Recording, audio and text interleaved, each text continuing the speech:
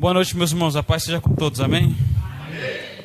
Glória a Deus. Vamos meditar nessa noite no Evangelho de Marcos, capítulo de número 4, a partir do versículo 35.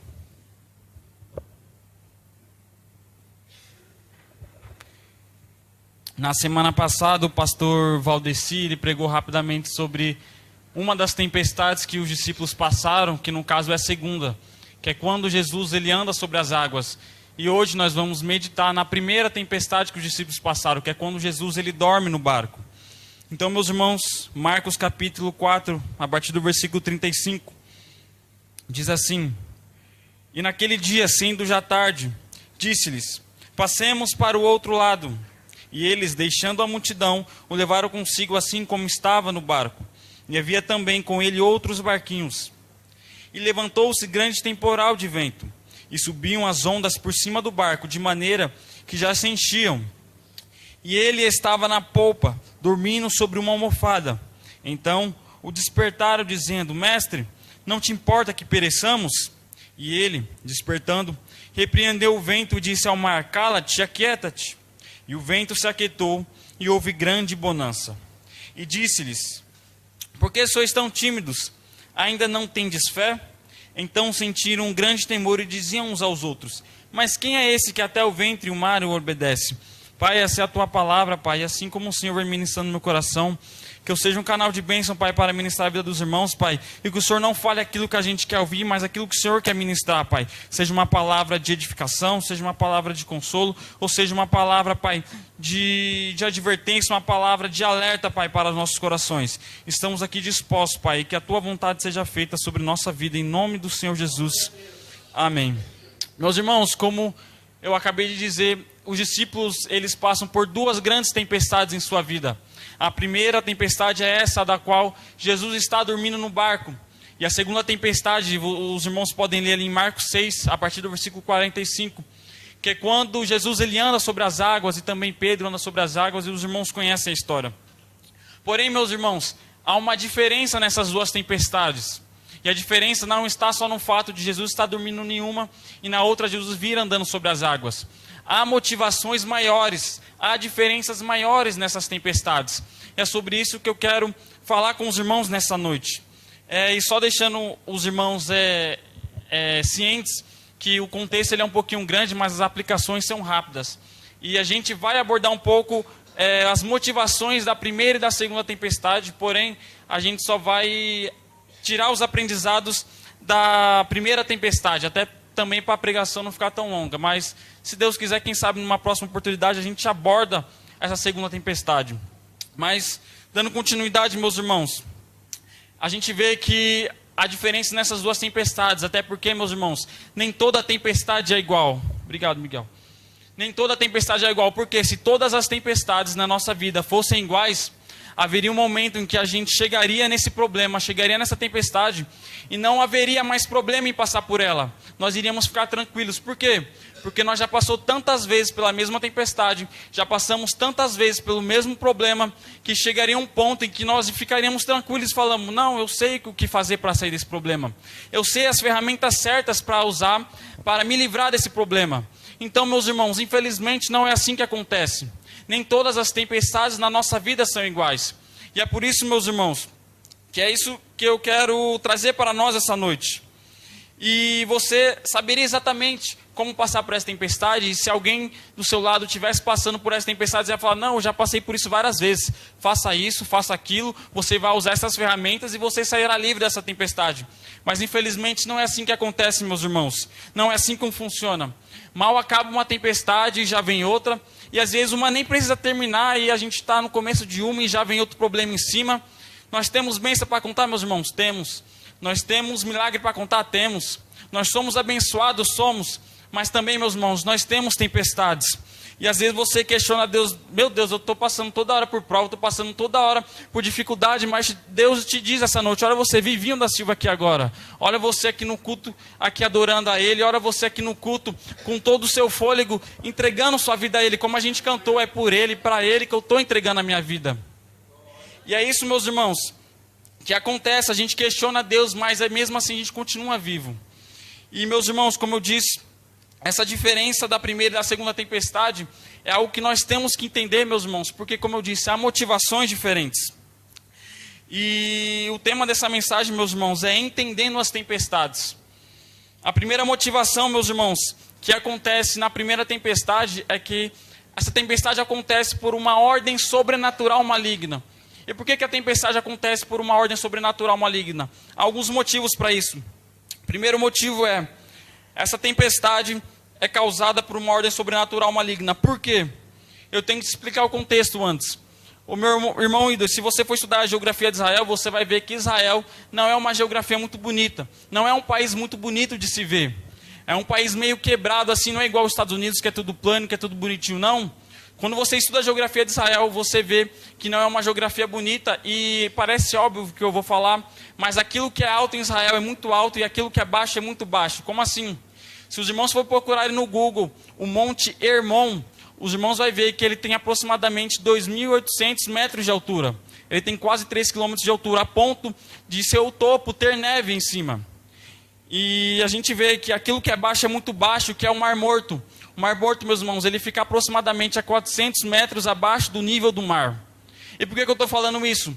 Porque esse lugar onde eles enfrentaram a tempestade, o Mar da Galileia, era um lugar, meus irmãos, que era comum de acontecer tempestades. Por quê?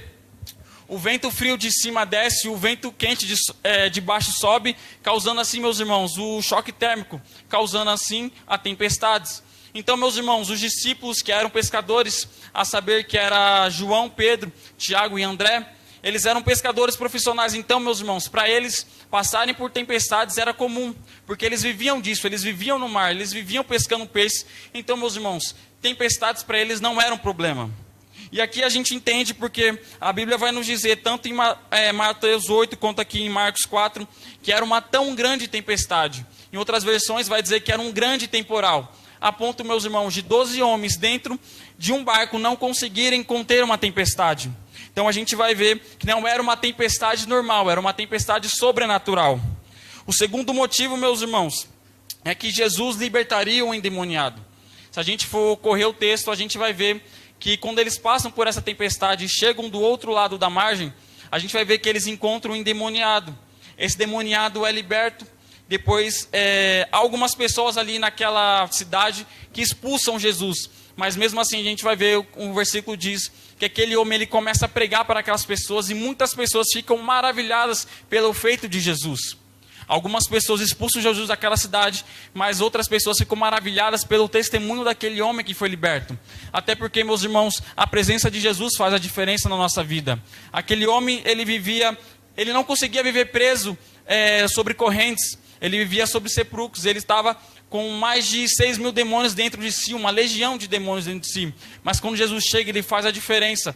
Então a gente vai ver, meus irmãos, que o objetivo de Jesus, passar para o outro lado da margem, era para libertar esse homem. Então a gente vai ver que Jesus ele faria um milagre passando do outro lado da margem. E é por isso, meus irmãos, que nós entendemos que esse é um outro motivo para essa tempestade ser de uma ordem sobrenatural maligna. O terceiro motivo, meus irmãos, que a gente vê, e toda vez que eu pensava nisso, toda vez que eu lia isso no esboço, eu ficava arrepiado, porque é algo muito tremendo. O terceiro motivo para ser uma tempestade de ordem sobrenatural maligna é Jesus nunca, e eu repito, Jesus nunca repreende aquilo que o Pai ordenou. Meus irmãos, por que Jesus não repreende aquilo que o Pai ordena? Porque a Trindade ela não entra em discordância. A Trindade, meus irmãos, não entra em discussão. E eu comecei a imaginar uma cena que Apocalipse vai dizer que... Apocalipse 13:8 vai dizer que o Cordeiro já estava morto antes mesmo da fundação do mundo. E eu comecei a imaginar nessa cena da Trindade conversando, e aí Deus fala, filho, eu preciso que você morra pelo pecado da humanidade.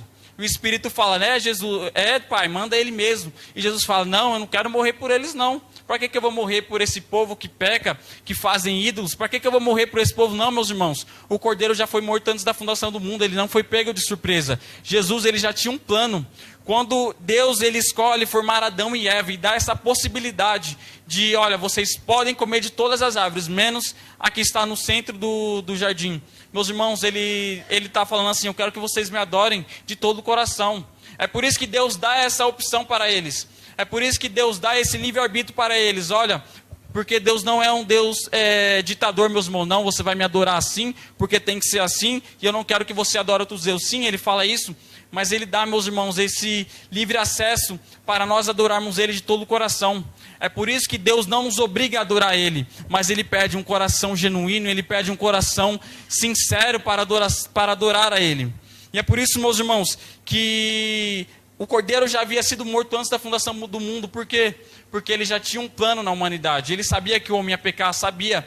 E quando ele escolhe, mesmo assim, formar o homem, quando ele escolhe, mesmo assim, formar a mulher, e sabendo que eles vão pecar, meus irmãos, ele já sabia disso há muito tempo. É por isso que o amor de Deus se torna mais pesado, se torna mais sincero e mais incondicional sobre nossas vidas, porque ele sabia de tudo isso, meus irmãos. Ele sabia que você ia pecar, ele sabia que muitas pessoas iriam cuspir em Jesus, iriam chutar Jesus, iriam fazer com que ele sangrasse até a cruz. Mas mesmo assim, ele não desistiu, meus irmãos. Mesmo assim, ele morreu por mim e por você. Então, meus irmãos, não há discordância na Trindade. Não há discussões entre a Trindade. Então, sim, Jesus ele não vai repreender aquilo que o Pai ordena.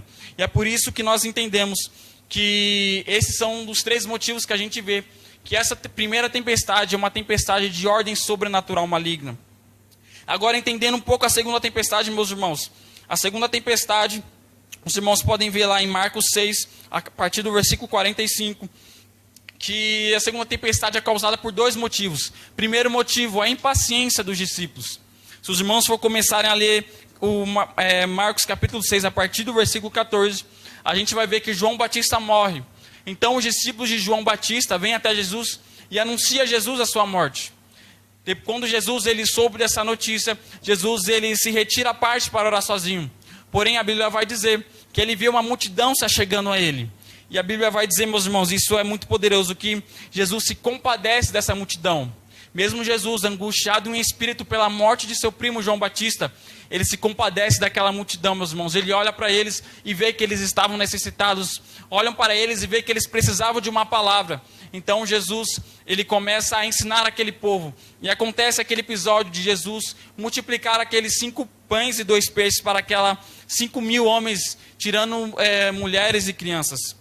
Após isso, meus irmãos, a gente vai ver ali a partir do versículo 45 que Jesus, na minha versão, está dizendo que ele obrigou os discípulos a passarem do outro lado. E meus irmãos, eu comecei a me questionar porque Jesus ele não obriga nada a ninguém. Você nunca vê Jesus ordenando, nunca vê Jesus obrigando ninguém a fazer nada. Não, vocês vão fazer isso desse jeito e tudo mais, como uma ordem de, uma hora autoritária de ditador. Não, meus irmãos. Jesus ele sempre foi manso, Jesus ele sempre foi uma pessoa que falava assim, ó, façam discípulos, ide por todo mundo fazer discípulos, façam isso, façam aquilo, mas ele nunca obrigou alguém a fazer alguma coisa. E por que que nesse episódio Jesus obriga? Porque, meus irmãos, eles estavam, primeiro, impacientes, e segundo, eles estavam com medo. E esses são os 2 motivos para acontecer essa segunda tempestade. Por que que eles estavam impacientes? Porque, meus irmãos, a Bíblia vai dizer que já estava chegando tarde, e os discípulos chegaram até Jesus e falaram, Jesus, despede a multidão, porque já está ficando tarde. Aí depois acontece esse episódio de Jesus multiplicar os pães, e a gente vai ver, meus irmãos, que Jesus ele obriga os seus discípulos a passarem para o outro lado. Por quê? Jesus não iria com eles, porque Jesus ele iria para o monte orar assim, como ele iria fazer antes, porém chegou essa multidão. Então Jesus ele sai para o monte orar depois. Isso mais ou menos, meus irmãos, tarde, já era mais ou menos umas 6, 7 horas da noite, que o sol já não estava mais sobre aquela terra. Então já estava escurecendo, os discípulos estavam impacientes, porque eles queriam sair daquele momento, sair daquela terra, e já estava ficando tarde, e havia ali mais de 5.000 homens. Então, meus irmãos, os discípulos eles estavam impacientes. E o segundo motivo para acontecer essa tempestade é por medo dos discípulos. Por que que os discípulos estavam com medo? Porque, meus irmãos, pensa você na pele deles. Já está ficando tarde, Jesus nos obrigou a passar por outro lado, e nós vamos passar pelo mesmo lugar que nós enfrentamos a tempestade na última vez. E talvez na última vez a gente encontrou um endemoniado do outro lado. E quem dirá não encontrar outro endemoniado naquele lugar. Não só um, mas 2, 3, 10 endemoniados. E outro fato, por eles terem medo, meus irmãos, é porque Jesus não estaria com eles. Jesus ele obriga eles passarem para o outro lado, porque Jesus ele ia subir para o monte orar. Então, meus irmãos, a gente entende que na primeira tempestade é causada por uma ordem sobrenatural maligna, e nessa segunda tempestade é causado pela impaciência e por medo dos discípulos. Então, meus irmãos, entendemos que há algumas tempestades que são causadas pelo inimigo, e há algumas tempestades que são causadas por nossas consequências, pela desobediência, medo e impaciência. Mas deixa eu te falar, meus irmãos, Jesus é a solução para todas elas. Então, meus irmãos, indo para os pontos, o que a gente pode aprender nessa primeira tempestade? Primeira coisa, Jesus não está só no controle do barco, Ele está na direção também. Eu coloquei isso como primeiro ponto porque, meus irmãos, eu não sei se os irmãos é assim, mas há textos que quando nós vamos ler na Bíblia, ou quando vamos ver pessoas pregar, a gente sabe mais ou menos o que a pessoa vai falar. Quando alguém vai pregar sobre Jó, a gente sabe que essa pessoa, teoricamente, vai falar que Jó sofreu muito, que Jó foi um homem paciente, e que em todas as coisas que Jó sofreu, ele não pecou contra o Senhor. Ele questionou o Senhor por que disso, por que daquilo, mas ele não pecou contra o Senhor. Quando a gente vai lá para José do Egito, a gente sabe que mais ou menos, se alguém estiver pregando sobre ele, vai falar que ele foi um homem fiel, venceu as tentações na casa de Potifar, e ele permaneceu fiel ao Senhor, mesmo estando no cárcere, mesmo estando no palácio. E quando a gente chega aqui, meus irmãos, quando Jesus acalma a tempestade, não é diferente. Quando a gente vê alguém pregando sobre, alguém falando sobre, a gente sabe que teoricamente essa pessoa vai falar que Jesus está no controle de todas as coisas. Que mesmo Jesus dormindo no barco, Ele está no controle. Mesmo acontecendo uma tempestade lá fora, sendo um caos, Jesus ele está no controle de todas as coisas. Mas algo que me chama a atenção, meus irmãos, que o evangelista Marcos vai falar que Mateus acaba não dando esse detalhe, no versículo 38, parte A, que diz assim: e ele estava na polpa, dormindo sobre uma almofada. Meus irmãos, se você for procurar no Google o que é polpa, é a parte traseira do barco, onde dava direção ao barco. Meus irmãos, Jesus não estava dormindo em qualquer lugar. Meus irmãos, Jesus não estava dormindo em qualquer parte do barco, não, ele estava dormindo justamente no lugar onde direcionava o barco.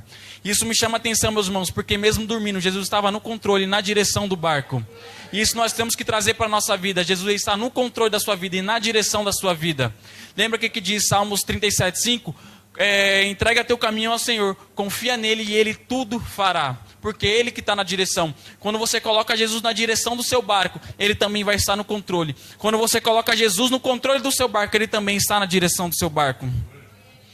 Meus irmãos, a segunda coisa que nós aprendemos é: apresente Jesus aos seus problemas. Ainda no versículo 38 vai dizer assim, a partir da parte B: então o despertaram dizendo: mestre, não te dá que pereçamos? Ou não te importa que pereçamos? Meus irmãos, quando você conta os seus problemas para as pessoas que não podem resolver o seu problema, isso pode gerar fofoca. Porque essas pessoas que não podem resolver seu problema, vai contar para outras pessoas que não podem resolver o seu problema. E assim sucessivamente, e quando você vai ver, muitas pessoas já sabem do seu problema, que você apenas queria desabafar para uma pessoa. Mas, meus irmãos, quando nós contamos nossos problemas a Jesus, não estamos contando para qualquer um, mas estamos contando para alguém que tem poder para resolver essa situação. Nós estamos contando para alguém, meus irmãos, que tem poder para resolver tanto as coisas naturais como as coisas sobrenaturais. Nós estamos contando para alguém que pode resolver tanto as coisas físicas quanto as coisas espirituais. Nós estamos contando nossos problemas para alguém, meus irmãos, que pode resolver as coisas possíveis e as coisas impossíveis. Esse é o nosso Deus. Esse é Jesus a quem nós buscamos. E eu comecei a imaginar Moisés. Moisés, ele tirou o povo do Egito, ele olhava para um lado, ele via deserto. Ele olhava para o outro e via montes. Ele olhava para trás e vinha Faraó e seu exército furioso, tentando pegar eles. E ele olhava para frente e ele via o mar. Mas a Bíblia vai dizer lá em Êxodo 3, a partir do versículo 14, que Deus disse a Moisés: estende sua vara ao mar, e o mar irá se dividir, vocês vão passar pelo meio. Meus irmãos, nós temos um Deus que tem poder sobre a natureza. Nós temos um Deus que tem poder sobre a sua criação. Os discípulos, eles temeram a tempestade temeu ao seu Criador. Acalma-te, vento, aquieta-te, mar. Meus irmãos, esse é o nosso Deus. Um Deus que abriu o mar, um Deus que fez o sol parar, um Deus que fez o sol retroceder quase 1 hora, um Deus que fez cair fogo do céu e acendeu o altar de Elias, Um Deus que acalmou o vento e o mar de 12 homens desesperados. Esse é o nosso Deus, a quem nós podemos confiar. Então, meus irmãos, apresente Jesus aos seus problemas, não seus problemas a Jesus. Apresente aquele que pode resolver o seu problema para o seu problema. Apresente Jesus, porque se você buscar Ele, meus irmãos, e mostrar o seu problema a Ele, você vai mostrar que você é dependente dEle. Você mostra que você confia naquilo que Ele pode fazer. Amém?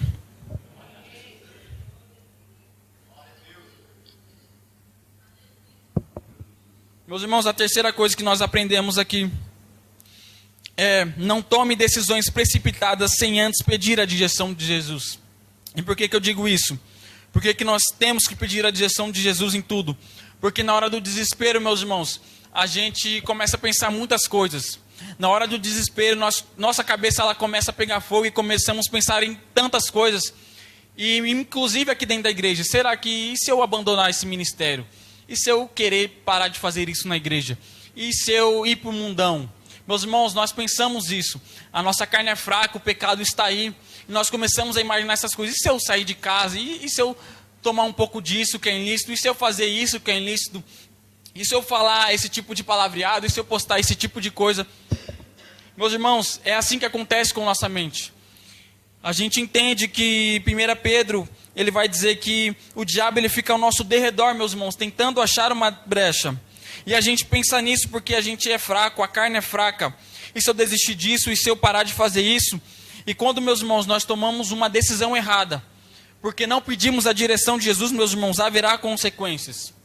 Quando nós não pedimos a direção de Jesus, meus irmãos, qualquer conselho de fora serve. Quando nós não pedimos a direção de Jesus, aquela pessoa mais errada que nós conhecemos, aquela pessoa com mais maus exemplos que conhecemos, parece que o exemplo dela é bom. Quando nós não estamos com o nosso coração firmados em Jesus, na tua presença, a pessoa pode ser ruim, meus irmãos, mas parece que o conselho dela é bom. Parece que ela é tão inteligente, parece que ela está dando um conselho para você, sendo que a vida dela às vezes está destruída, ela está fazendo só coisa errada, mas aquele conselho entra dentro de ti e você fica pensando, meu Deus, é verdade isso. Mas não, meus irmãos, nós temos que pedir conselho de Deus, nós temos que tomar a decisão certa. Eu comecei a imaginar, meus irmãos, quando acontece a tempestade, meus irmãos, os 11 discípulos não foram até Pedro falar assim, Pedro, você não gosta de tomar a liderança de nós? Você não é o cara que gosta de falar por nós? Toma alguma atitude. Estabilize esse barco. Não, meus irmãos, os discípulos não fizeram isso. Os 11 discípulos, meus irmãos, não foram até Judas falar, Judas, você não é o tesoureiro do ministério de Jesus? Por que você não pega esse dinheiro e ao invés de roubar, por que você não pega esse dinheiro que temos? Por que você não compra um barco melhor para que nós não passamos por tanta dificuldade em meio à tempestade? Meus irmãos, os 8 discípulos não foram até Pedro, André, Tiago e João, que eram discípulos e pescadores profissionais. Eles não foram até eles falando, vocês não são pescadores profissionais? Vocês já passaram por tanta tempestade, por que vocês não estabilizam esse barco? Por que vocês não fazem alguma coisa para resolver a situação? Não, meus irmãos, a Bíblia mostra que eles foram até Jesus buscar uma solução. Eles não foram nos homens buscar a solução. Eles não reclamaram com Pedro, não reclamaram com Judas, não reclamaram com Marcos, com Mateus. Eles não reclamaram, meus irmãos, com Tiago, não, meus irmãos. Eles foram até Jesus, porque eles sabiam que Ele era a solução. Apresente, meus irmãos, Jesus aos seus problemas. E eu comecei a pensar que às vezes nós achamos que Jesus ele tem um limite para fazer a sua obra. Às vezes a gente acha que nós já pedimos demais durante o dia e fala assim, não, acho que agora não tem mais milagres de Deus, eu acho que agora Ele não vai me ouvir, eu vou deixar para amanhã, para pedir amanhã. Não, meus irmãos, Deus é um Deus presente, Ele te ouve a qualquer momento. A gente acha que Deus tem um limite, igual o limite do Pix. Não, você pode fazer tantos Pix por mês. Ah, não, Deus pode fazer tantos milagres por dia, Deus pode me ouvir tantas vezes por dia. Não, meus irmãos, com Deus não há limite. A qualquer hora que você chamar, Ele vai te ouvir. Meus irmãos, nós temos um Espírito que mora em nós. Tenha isso em mente. A qualquer hora que você chamar Deus, Ele vai te ouvir. Ele vai te responder às vezes na mesma hora? Talvez não, meus irmãos. Nós não sabemos qual é o trabalhar de Deus. Às vezes você faz uma oração e quer a resposta imediata de Deus, mas nem sempre Ele vai te responder na hora. Às vezes sim, às vezes não, mas eu entendo que o silêncio de Deus não afeta a sua audição. O silêncio de Deus não afeta seus ouvidos. Isaías 59:1 vai dizer, meus irmãos, eis que a mão do Senhor não está encolhida para que não possa salvar, nem surdo o seu ouvido para que não possa ouvir. Salmos 18:6 vai dizer, na minha angústia invoquei o Senhor. Sim, clamei o meu Deus, do meu templo. No seu templo ele ouviu minha voz. O clamor que ele fiz chegou aos seus ouvidos. Salmo 116, meus irmãos, 1 e 2 vai dizer: amo o Senhor, porque ele ouve a minha voz e a minha súplica, porque ele inclina para mim o seu ouvido, invocá-lo-ei enquanto eu viver. Salmo 121 vai dizer, 120 versículo 1 vai dizer: na minha angústia clamei ao Senhor e ele me ouviu. Salmo 132, o salmista diz: Senhor, escuta a minha voz, estejam os teus ouvidos atentos às minhas súplicas. Salmo 143, o salmista também diz: ó Senhor, ouve a minha oração, dá ouvidos às minhas súplicas, atende-me na fidelidade, na tua retidão. Se a gente vai para o Novo Testamento, 1 João 5, 14 e 15 vai dizer: e esta é a confiança que temos nele, em Jesus, que se pedirmos alguma coisa segundo a sua vontade, ele nos ouve. E sabemos que nos ouve em tudo que pedimos, sabendo que já alcançamos as coisas que eles têm pedido. Meus irmãos, eu não sei se Jesus ele despertou na mesma hora que os discípulos o chamaram, ou o sono estava tão pesado que Jesus foi acordando aos poucos. Mas eu sei de uma coisa, meus irmãos, ele ouviu as súplicas dos discípulos, ele ouviu o desespero dos discípulos, ele acordou com os discípulos suplicando: ô Jesus, não importa que a gente morra aqui, o Senhor não se importa que perecemos, meus irmãos. Se você chamar a Deus, ele ouve. Se você clama a Deus, ele ouve. Se você suplica a Deus, ele ouve. Se você grita para Deus, ele ouve. Se você sussurra, também ele ouve. Mas também se você chora, ele ouve ele ouve no seu choro, ele ouve essa sua oração como lágrimas. Mateus 28, meus irmãos, a parte B do versículo 20 vai dizer: eis que estou convosco todos os dias até a consumação dos séculos. Meus irmãos, além de Deus estar contigo, ele te ouve. Deus não te abandonou. Deus não fica surdo, meus irmãos, quando você clama por ele, quando você busca por ele, ele está te ouvindo. A gente leu aqui em Isaías: o seu ouvido não está surdo para que não possa ouvir, meus irmãos. A quarta coisa que eu aprendo, meus irmãos, é: antes de acontecer a tempestade, Jesus já estava no barco. Isso me chamou a atenção, meus irmãos. Eu comecei a lembrar de Sadraque, Mesaque e Abednego. Porque se você for lá em Daniel, a partir do versículo 22 do capítulo 3, vai dizer assim que Nabucodonosor, ele diz que Sadraque, Mesaque e Abednego, eles seriam jogados dentro da fornalha. Por quê? Porque eles não adoraram a estátua de ouro. Então, meus irmãos, ele pega os três e fala para os soldados que pegaram os três assim: ó, aqueça 7 vezes mais a fornalha. E é isso que acontece, meus irmãos. Eles aquecem 7 vezes mais a fornalha. E quando eles abrem a fornalha, meus irmãos, a Bíblia diz que os homens que pegaram Sadraque, Mesaque e Abednego morreram antes mesmo de jogarem eles na fornalha. Mas Sadraque e Abednego permaneceram firmes. E por que isso tem a ver com a história aqui de Jesus estar no barco antes mesmo da tempestade, meus irmãos? Porque eu entendo que antes de chegarmos na prova, a presença de Jesus já estava lá. Porque o que me chama a atenção, se você for lendo o resto da história, de quando eles são jogados na fornalha, a Bíblia nos diz, meus irmãos, que não havia, meus irmãos, cheiro de fumaça nas roupas deles. Nenhum fio de seu cabelo foi queimado daqueles 3 jovens. Mas, meus irmãos, pensa comigo essa questão. Eles iam ser jogados na fornalha. E como é que eles iam ser jogados na fornalha dentro, sendo que a presença de Deus já não havia lá? Eles seriam queimados. Então, meus irmãos, a presença teve que entrar antes, porque nem na porta, meus irmãos, eles estavam com cheiro de fumaça, nem na porta eles foram queimados. Os soldados foram queimados quando foram jogar ali na porta, mas quando a fornalha abriu, meus irmãos, nem isso eles foram queimados. Eles não tinham cheiro de fumaça em suas roupas, porque a presença de Deus já estava lá dentro.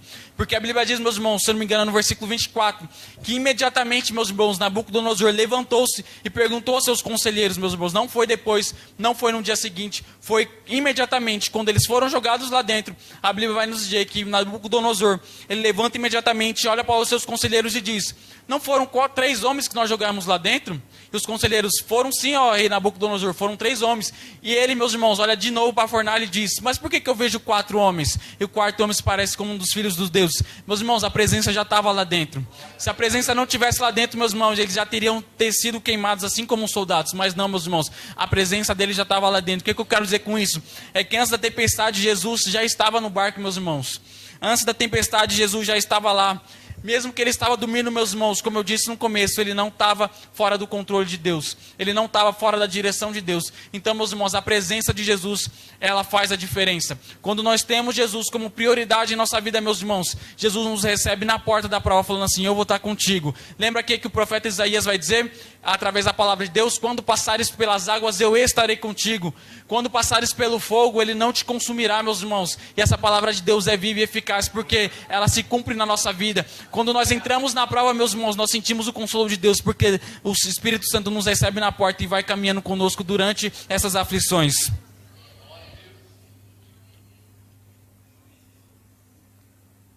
A quinta coisa que nós aprendemos, a quinta e última coisa, meus irmãos, é Jesus, além de acalmar a tempestade, ele acalmou o coração dos discípulos. Porque, meus irmãos, quando Deus faz uma obra, ele faz a obra completa. Ele não só acalmou o mar, mas também acalmou e deu paz para o coração dos discípulos. Ele não só te livra da situação, mas ele te dá paz também depois que você passa por essa situação. Filipenses 4:7 vai dizer assim: e a paz de Deus, que excede todo o entendimento, guardará os vossos corações. Meus irmãos, é isso que Deus faz. Após a tempestade, meus irmãos, Deus dá paz ao coração dos discípulos. Após a tempestade, meus irmãos, Deus dá ânimo ao coração dos discípulos, porque algumas versões vai dizer que houve grande bonança após Jesus acalmar a tempestade. Houve grande ânimo após Jesus acalmar a tempestade. Após acalmar a tempestade, meus irmãos, ele traz cura para o interior dos discípulos. Ele traz paz ao coração dos discípulos. Ele traz paz à alma dos discípulos. É isso, meus irmãos, que Deus quer ministrar no seu coração esta noite. Após a dificuldade, ele trará paz ao seu coração. Após a dificuldade, meus irmãos, você vai ver que você não passou pela dificuldade à toa, mas era para te fortalecer, era para te amadurecer, seja fisicamente, seja espiritualmente, meus irmãos. O crente não vive nessa terra sem um propósito, meus irmãos. Tudo nessa vida tem um propósito, meus irmãos. Se você passa por uma dificuldade, por uma tempestade, teve um propósito, meus irmãos. E eles se perguntaram depois: quem é esse que até o vento e o mar obedece? Quando eles passaram pela segunda tempestade, que talvez mais à frente nós podemos abordar, eles reconhecem, meus irmãos, quem é Jesus. Na primeira tempestade eles perguntam: quem é esse que até o vento e o mar obedece? Na segunda tempestade, quando o Jesus ele acalma o vento, ele acalma o mar, eles vão dizer assim: verdadeiramente esse é o Filho de Deus. Eles entenderam, meus irmãos, após passar duas tempestades, que aquele Jesus, ele era verdadeiramente um Filho de Deus, ele era verdadeiramente o Messias que viria. Então, meus irmãos, receba essa palavra. Após a tempestade, meus irmãos, receba a cura de Deus, receba o fortalecimento de Deus, porque muitas das vezes, meus irmãos, nem sempre nós saímos da batalha, meus irmãos, fortes. Nem sempre nós saímos da dificuldade, meus irmãos, mais fortes do que antes. A gente pensa isso, que a gente não está saindo da batalha mais forte, nós saímos exaustos, nós saímos cansados, meus irmãos, mas nós temos um Deus que revigora a alma, nós temos um Deus que consola, nós temos um Deus que dá força ao cansado, nós temos um Deus, meus irmãos, que ele dá ânimo àquele desanimado, nós temos um Deus, meus irmãos, que a matemática do céu é diferente, que aquele que não tem nada tem tudo, aquele que tem pouco tem bastante. Então, meus irmãos, assim que acontece, quando a gente sai de uma tempestade, quando nós saímos de uma dificuldade, às vezes exaustos, cabisbaixos, meus irmãos, e cansados, querendo não fazer mais nada, é aí que Jesus vem e acalma nossos corações, é aí que Jesus vem e traz paz ao nosso interior, falando: eu estive contigo, eu estarei contigo nas próximas batalhas que você enfrentar também. Esse é o nosso Deus, meus irmãos. E já partindo para a conclusão, eu já chamo uma equipe de louvor, nós estaremos louvando mais um último hino. Indo para a conclusão, meus irmãos, eu entendo que há tempestades que serão causadas por obras malignas, mas também, meus irmãos, há tempestades que são causadas por conta da nossa desobediência, que são consequências de nosso medo, que são consequências, meus irmãos, de nossa impaciência. E muitas das vezes, meus irmãos, a gente acaba orando errado. Você está passando por uma tempestade e fala assim: meu Deus, me livra desse laço do inimigo, me livra dessa armadilha do inimigo. Meus irmãos, às vezes Satanás não tem nada a ver com o seu problema, às vezes é você que causou isso. Às vezes, por você dar mais atenção ao pecado do que a Deus, você acaba passando por uma dificuldade. Assim, meus irmãos, como Davi passou, ele errou, ele pegou a mulher de seu amigo, de seu general, ele cometeu adultério, meus irmãos, ele matou o rapaz, e ele sofreu a consequência disso, ele perdeu um filho. A mulher que ele tomou para si, engravidou, e ele perdeu seu primeiro filho, ele sofreu uma consequência. Isso não foi obra do inimigo, isso foi consequência de seu pecado. E muitas das vezes isso acontece com a gente. Então, meus irmãos, nós temos que ter a maturidade para entender isso.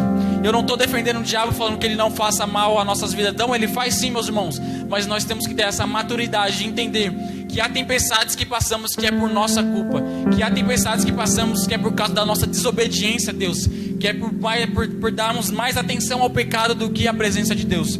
Então, meus irmãos, às vezes a culpa não é de Satanás, às vezes é sua culpa, mas muitas das vezes também é culpa de Satanás, e nós temos que orar para Deus pedindo graça e misericórdia para que Ele nos livre disso. Meus irmãos, o pecado ele nos faz perder coisas, o pecado ele nos faz nos afastar de Deus. Nós tomamos decisões erradas quando não estamos com Deus como prioridade. Nós tomamos decisões erradas quando nós não apresentamos Jesus aos nossos problemas. Nós fazemos coisas erradas, meus irmãos, quando não buscamos solução em Jesus. Nós fazemos as coisas erradas, meus irmãos, quando nós não sabemos que Jesus pode resolver a nossa situação. Mas, meus irmãos, a pergunta fica: quem é esse que até o mar e o vento obedece? Esse é Jesus, meus irmãos, que faz infinitamente mais daquilo que pedimos, pensamos ou imaginamos. Aquele que precisou de apenas dizer a palavra: acalma-te, vento, aquieta-te, mar. E assim, meus irmãos, a natureza obedeceu a sua voz. Meus irmãos, se até a natureza obedece a sua voz, quem somos nós para não obedecer a Deus? Se até o vento e o mar obedeceu a voz de Deus, quem somos nós? Meus irmãos, nós somos a imagem e semelhança de Deus. Nós estamos, meus irmãos, nós temos autoridade sobre a natureza, sobre os outros animais. Então, meus irmãos, parece que nós temos uma responsabilidade maior ainda de refletir Deus em nossa presença, de refletir Deus em nossas vidas, de obedecer a Deus e buscar solução nele.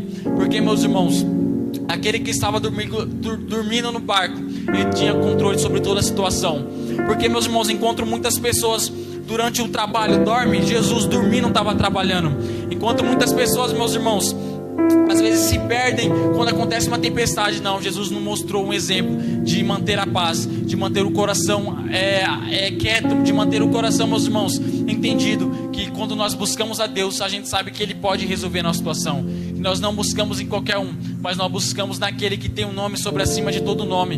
Nós temos buscado naquele que o seu nome tem poder para livrar, para curar e para também resolver os nossos problemas. Esse é o nosso Deus, esse é Jesus da qual nós clamamos, esse é Jesus da qual nós pregamos. 1 Pedro vai dizer que nós não pregamos fábulas, meus irmãos, mas nós pregamos algo que realmente aconteceu. Nós não pregamos histórias, fantasias, não. Nós pregamos, meus irmãos, registros que aconteceram, meus irmãos.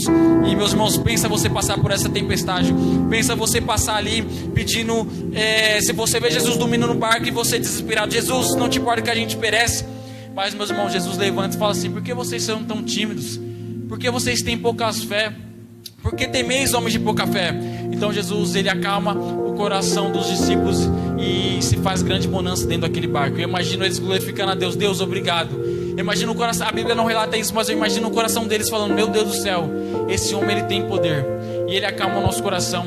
E é isso que eu deixo essa palavra e eu encerro aqui. Ele quer acalmar o seu coração mediante a tempestade. Ele quer trazer paz à sua alma. Ele quer trazer paz ao seu interior mediante a tempestade. Então, meus irmãos, confia nele. Fica essa palavra, Salmos 37:5. Entrega seu caminho, ou seja, entrega a sua vida ao Senhor. Confia nele e ele tudo fará, meus irmãos. Não é algumas coisas, ele tudo fará. Quem é ele? Nosso Deus Todo-Poderoso, amém? Eu já agradeço a minha oportunidade e o louvor estaremos cantando, amém?